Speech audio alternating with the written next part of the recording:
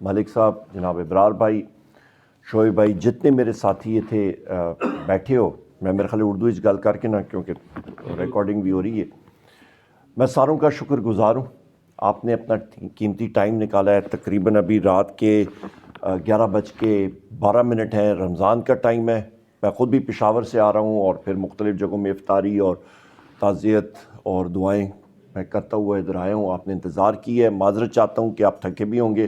میں بالکل مختصراً باتیں کروں گا. سب سے پہلے حنیف بھائی، میں آپ کی ساری ٹیم کو مبارکباد پیش کرنا چاہتا ہوں کہ آپ نے بھاری اکثریت سے یہ الیکشن جیتا، اور الیکشن کا نام پہلے ہار ہوتا ہے پھر جیت ہوتی ہے. آپ نے الحمدللہ الیکشن جیتا ہے، اور آپ نے علی امین خان صاحب کے حوالے سے کہا ہے کہ آپ ان سے حلف برداری کا کرتے ہیں.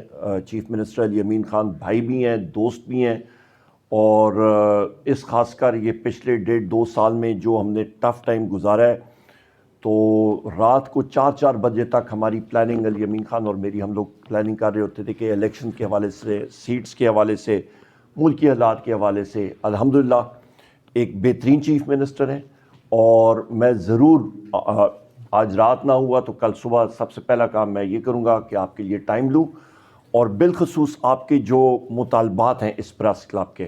یہ میرا اپنا پریس کلب ہے، اور ہم لوگ پوری کوشش کریں گے کہ بحیثیت ٹیم ہری پور کے لیے ہم لوگ کام کریں. ابھی میں اپنے دوست اور چھوٹے بھائی اللہ یار خان کے ساتھ ابھی کھلا بٹ میں تھا، مختلف جگہوں میں تھا. ہمارے جو پروجیکٹس جو پائپ لائن میں تھے، وہ جو ادھورے پڑے ہوئے ہیں، وہ ہم لوگ پائے تکمیل تک پہنچائیں گے. بلکہ علی امین خان مجھ سے ہنس رہے تھے اس دن، وہ کہہ رہے تھے کہ جی جو اقتصادی امور کی جس وقت میں وزیر تھا، تو الحمدللہ جو پلاننگ ورلڈ بینک اور ایشین ڈیولپمنٹ بینک سے ہری پور کے لیے میں نے فنڈنگ مختص کی ہوئی ہے، وہ ہماری ابھی بھی پڑی ہوئی ہے، اور وہ صوبائی حکومت کے پاس ہی ہے، اور انشاءاللہ تعالیٰ وہ کوئی کروڑوں میں نہیں ہے، وہ الحمدللہ اربوں روپے کی ہے، اور وہ پائے تکمیل تک ہم نے پہنچانی ہے. اس میں روڈز ہیں، مختلف چیزیں ہیں، الحمدللہ ٹھیک ٹھاک وہ فنڈنگ ہے، وہ ہم لوگ پائے تکمیل تک پہنچائیں گے. اس میں ہمارا ٹائپ اے ہسپتال ہے ہری پور کا، ہمارے اور پروجیکٹس ہیں جو کہ ہمارا ٹی آئی پی ہماری اس کو این آر ٹی سی کے حوالے کی تھی، اس کو پائے تکمیل تک پہنچانا ہے.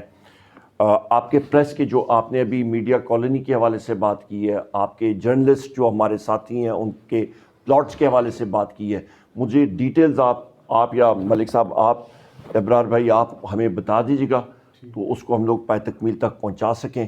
وہ انفارمیشن میرے پاس نہیں ہے، تو وہ آپ بھی مجھے دیں گے. اس کے ساتھ ساتھ میں یہ کہتا چلوں کہ قومی اسمبلی میں آپ دیکھ لیں کہ جو اس وقت تک فارم 47 کی حکومت ہے، اور وہاں پہ جو فارم 47 کا جعلی وزیر اعظم بیٹھا ہوا ہے، ان کے پاس مینڈیٹ عوام کا نہیں ہے. ہماری 180 سیٹیں ہیں، 180 سیٹس پاکستان تحریک انصاف کی بنتی ہیں. فارم 45 کلیئر ہمارے پاس ہے، اور یہ مینڈیٹ آج نہیں تو کل پورے طریقے سے ہم لوگ واپس لیں گے انشاءاللہ. اس وقت بھی ہماری 92-94 سیٹیں ہیں، سب سے اسٹرانگسٹ اپوزیشن ہے. اور میں اپنے قائد وزیر اعظم عمران خان صاحب کا مشکور ہوں کہ انہوں نے مجھ ناچیز کو اس قابل سمجھا کہ سب سے پہلے وزارت عظمیٰ کا کینڈیڈیٹ کے لیے انہوں نے پارٹی کی طرف سے، اپوزیشن کی طرف سے کھڑا کیا، اور اس کے بعد قائد حزب اختلاف کی پوزیشن کے لیے انہوں نے نامزد کیا. اور انشاءاللہ تعالیٰ یہ میری آپ سے، اپنے حلقے کے ساتھیوں سے، ساروں سے یہ میرا عہد ہے، اور پاکستان کی عوام سے بھی، کہ ہم لوگ اپنے قائد جناب عمران خان صاحب کا ویژن، ان کی آواز قومی اسمبلی میں ہر جگہ پہ آئے گی. اور اس وقت بھی اتنی منظم اور طاقتور اپوزیشن پاکستان کی تاریخ میں کبھی نہیں آئی ہے.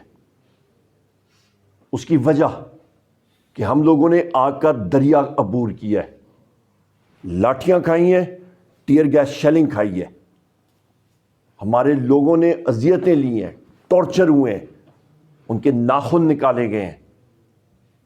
میرے یہ ساتھی، یہ ساجد محمود یہاں پہ بیٹھے ہیں، یہ اللہ یار خان یہ بیٹھا ہے، میرے بڑے بھائی یوسف ایوب خان صاحب بیٹھے ہیں. ہمارے کتنے ساتھیوں کو اریسٹ کیا گیا، کیا یہ میں بھول سکتا ہوں؟ میں نہیں بھول سکتا. میرے کتنے ساتھیوں کو یہاں پہ اریسٹ کر کے مارا گیا. کیا یہ میں بھول سکتا ہوں؟ میں نہیں بھول سکتا. اور یہ بھی میں کہتا چلوں کہ جن لوگوں نے ایڈمنسٹریشن میں یہ چیز کی ہے ان کو ان کے خلاف لیگل ایکشن ضرور ہوگا. کہ میں کلیئر کٹ بتاؤں, اڈیالہ جیل میں ہم لوگ جاتے ہیں, وہاں پہ مجھے اپنے قائد سے ملنے نہیں دیا جاتا. کیوں نہیں ملنے دیا جاتا؟ کنٹمپٹ آف کورٹ اس جیل سپرنٹینڈنٹ کے خلاف میں نے کی ہے. آخری حد تک ہم لوگ جائیں گے.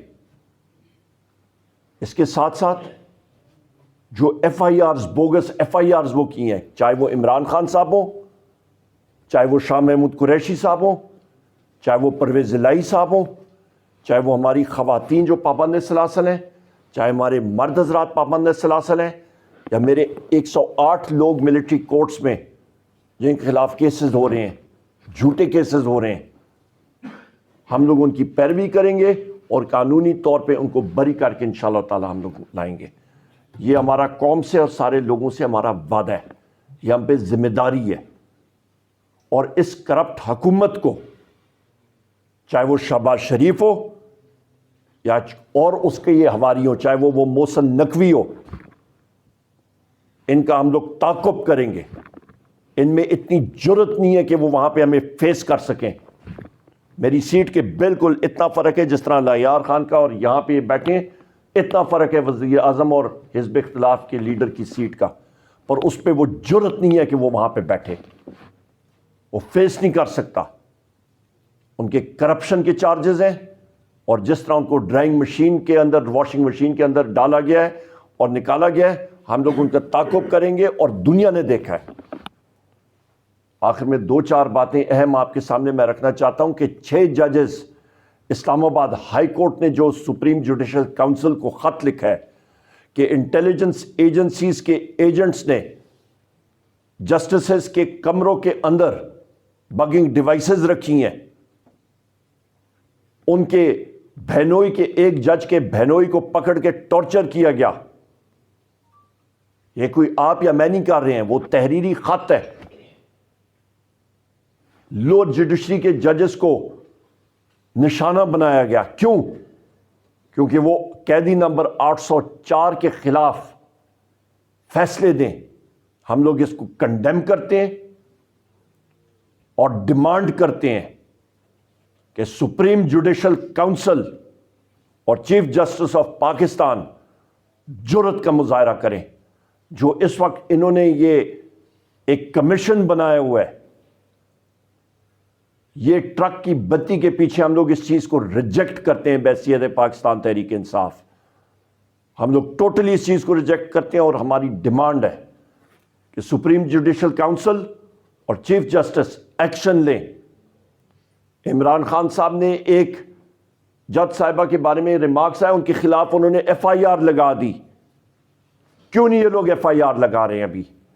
کیوں نہیں ان کا آخری حد تک جا کے اس کو انویسٹیگیٹ کرتے ہیں, اور جو لوگ اس کے ذمہ داران ہیں ان کو قانون کی گرفت میں لانا چاہیے. یہ ہماری ڈیمانڈ ہے.